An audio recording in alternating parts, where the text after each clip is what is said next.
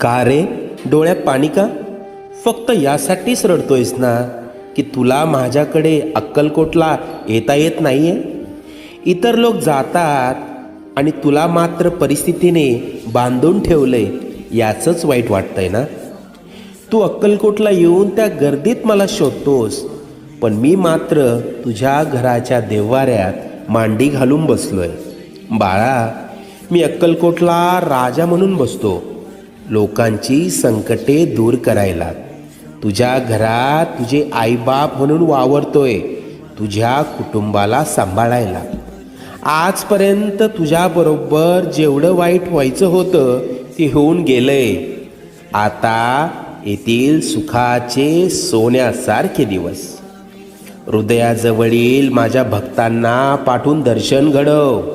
निश्चिंत राहा, सगळं मनासारखं होईल.